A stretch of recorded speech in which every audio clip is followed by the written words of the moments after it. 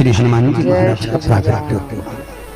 सम्मुख में मेरा काल अधिपति जटाधारी मुकुटधारी चंद्रधारी त्रिपुंडधारी त्रिशूलधारी मेरा शिव प्रकट हो गया, मेरा शंकर सामने आया। अंजना, तेरा विश्वास मेरे प्रति बहुत है, क्या चाहिए बोल।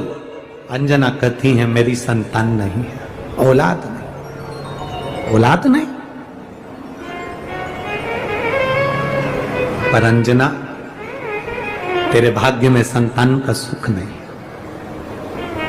अंजना, तेरे भाग्य में संतान का सुख नहीं। अंजना माता ने कहा मैं बैकुंठ लोक गई, वहां पर भी ये सुनने को मिला। मैं ब्रह्म लोक गई, वहां पर भी ये सुनने को मिला। मैं इंद्र लोक गई, वहां पर भी ये सुनने को मिला। इसलिए मातंग बाबा के कहने पर मैंने आपकी आराधना करी है और मैंने सुना है देवता देते हैं पल्ला झाड़ कर और महादेव देता है छप्पर फाड़ कर। आप मुझे दोगे, ये मेरा विश्वास करता है, भरोसा करता है, ये मेरा भरोसा करता है, आप दोगे। और शिव जी कभी थोड़ा बहुत नहीं देते। भगवान कृष्ण के घर में जब औलाद नहीं हुई, भगवान कृष्ण के घर में जब संतान नहीं हुई, तब गर्गाचार्य बाबा के कहने पर अपनी रानियों के साथ बैठकर 11-11 दिन तक अनुष्ठान करे तो भगवान शंकर ने एक एक रानी को 11-11 संतान दी। भगवान कृष्ण की 16,108 रानी की यहाँ 11-11 संतान हुई। 10 छोरे 1 छोरी, तो 1,77,186 भगवान कृष्ण के घर में बच्चे हुए। अब अंजना माता को भगवान अंजना जी कह रही हैं, प्रभु ब्रह्मा जी ने मना करा, सब ने मना करा, पर मेरा विश्वास कहता है, मेरे गुरु ने कहा है कि आप भाग्य को भी पलट देते हो और आप जो देते हो छप्पर फाड़ कर देते हो। शंकर भगवान ने कहा अंजना तू चिंता मत कर, तू इतना विश्वास रखती है ना, अपने गुरु के वचन पर तूने विश्वास करा। शिव महापुराण के वचन पर जो विश्वास करता है, शंकर भगवान की बताई हुई बात पर जो विश्वास करता है, शिव पुराण के वचन पर जो विश्वास करता है। कई लोग ऐसे भी मिलेंगे, सुन लेते हैं हाँ क्या होगा जल चढ़ाने से, क्या होगा बेलपत्री के नीचे जाने से, क्या होगा बेलपत्री के नीचे दिया लगाने से, क्या होगा शंकर भगवान को बेलपत्री पर शहद लगाकर चढ़ाने से, क्या होगा चावल का दाना चढ़ाने से, क्या होगा दुर्वा चढ़ाने से। ये पत्र आधे से ज्यादा तो हम पढ़ भी नहीं पाते और आपके ही नगर के पत्र आपको ही छोड़कर जाएंगे। तभी इनका स्मरण करिएगा कि क्या होता है शंकर की कथा पर विश्वास करने पर शिव क्या दे देता है। ये अंजना माता से भगवान शंकर कह रहे हैं, तुमने मातंग ऋषि का कहना माना, इसलिए तुम्हारे यहाँ संतान जरूर होगी। मैं स्वयं अपने तेज को पवन देव के माध्यम से तुम्हारे गर्भ में भेजूंगा और तुम्हारे गर्भ से जो संतान उत्पन्न होगी उसका नाम हनुमान होगा। पर अंजना सुनो, अंजना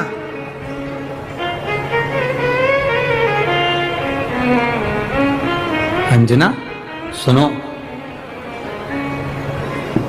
प्रथम बार में तुमने मुझको एक भोग लाकर दिया,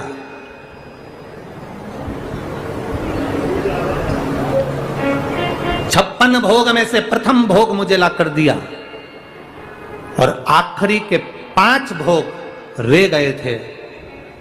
इसलिए अंजना तुम चिंता मत करना, तुम्हारे गर्भ से भी केवल 1 पुत्र नहीं, तुम्हारे गर्भ से 6 पुत्रों का भी जन्म होगा।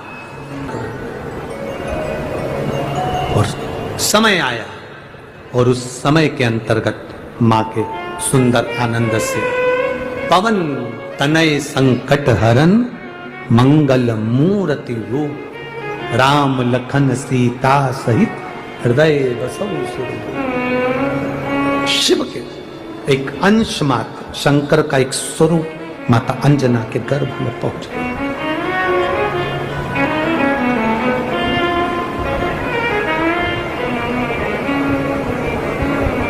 बस इस हृदय को, इस दिल को, इस मन को शिवालय तक ले जाना है।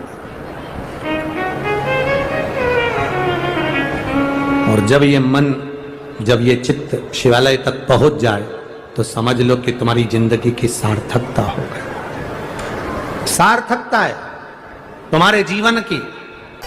पार्वती जी चली गई, शिव जी ने पूछा क्या चाहिए अंजना को? अंजना को पुत्र चाहिए। किसके जैसा? आपके जैसा। शंकर भगवान बोले मेरे तेज पुंज को अंजना अपने गर्भ में धारण नहीं कर सकती, इसलिए उस तेज पुंज को पवन देवता लेकर जरूर जाएंगे, पर तेज पुंज खंडित होगा, उससे एक भाग नहीं 6 पुत्रों का जन्म होगा।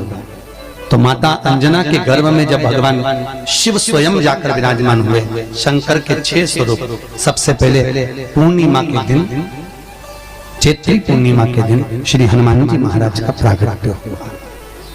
फिर गतिमान, रतिमान, मतिमान, कैतुमान, रतिमान, ऐसे हनुमान जी के 5 भाई और जन्म, तो 6 भाइयों का जन्म हुआ है। 6 भाई भगवान का कम नहीं होता।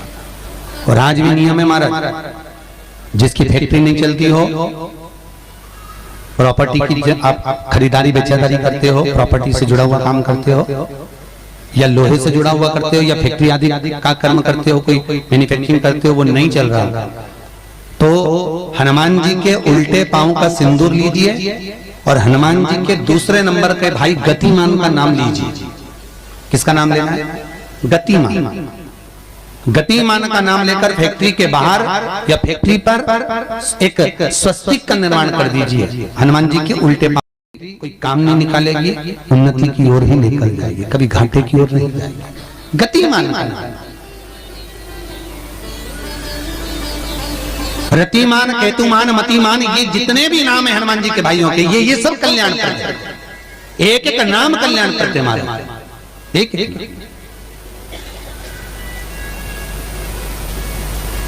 महाराज वो जिन बच्चों को निमोनिया हो जाता है ना, वो सर्दी का कोटा रहता है, बहुत सर्दी बच्चों को बनी रहती है, तो हर दिन 5-10 दिन में बाकी दौड़ के डॉक्टर के पास लेके जाओ, फिर डॉक्टर के पास ले। वैसे तो डॉक्टर के पास बच्चे आजकल के जमाने के जाते ही जाते हैं, हर 15 दिन 20 दिन में, तो इसके पीछे वो चले जाएं।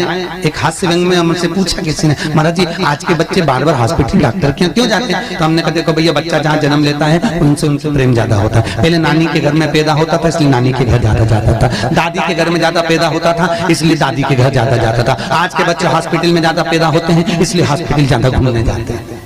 ये हास्य।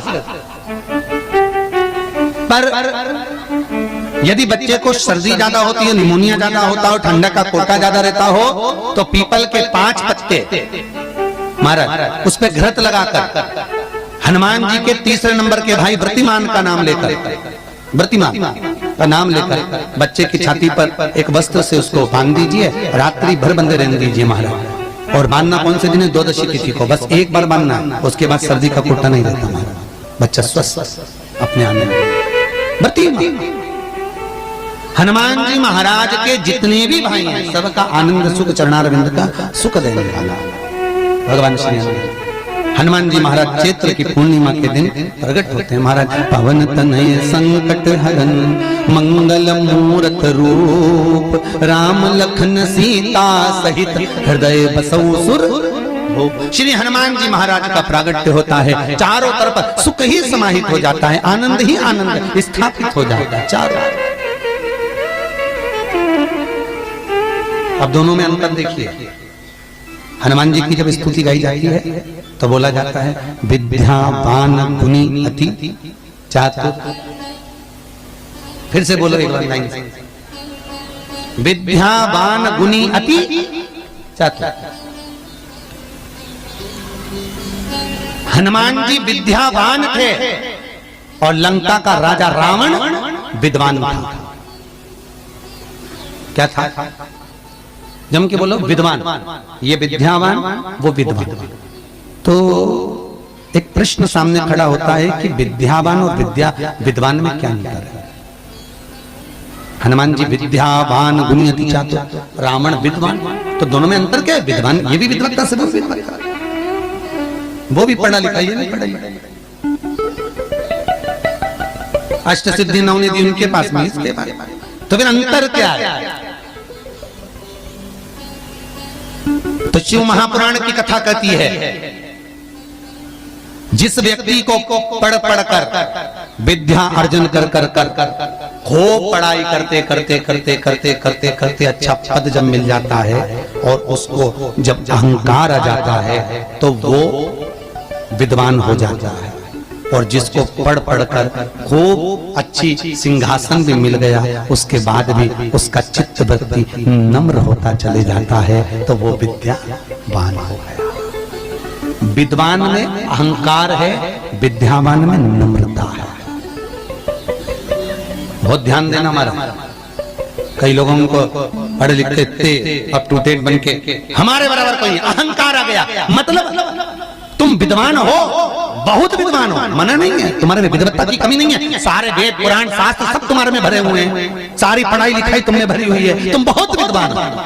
पर विद्वत्ता अहंकार को लेकर जाती है और विद्यावान का जो विद्या को ग्रहण करता है उसके भीतर नम्रता आती चली जाती है। नम्रता, कोई कोई व्यक्ति ऐसा होता है जिसके पास भगवान पैसा खूब देता है तो उसको नम्रता देता है, खूब नम्रता, इतना प्रेम से बोलेगा, इतना मीठा बोलेगा, और बोले साथ और मेरे लिए कोई सेवा हो तो बता दो, और बोलिए साथ, इतनी नम्रता। और किसी किसी के पास में अहंकार इतना ज्यादा आ जाता है धन के साथ में कि वो किसी गिनते ही नहीं, बिल्कुल ऐसा लगे जैसे भेरू पे सिंदूर चढ़ा, एकदम गिनते। तो दोनों में अंतर है, दो। नम्रता अगर आपके भीतर पढ़ाई लिखाई के साथ में, विद्या के साथ में आ रही है तो समझ कितना सुंदर कहा रामकृष्ण परमहंस जी ने।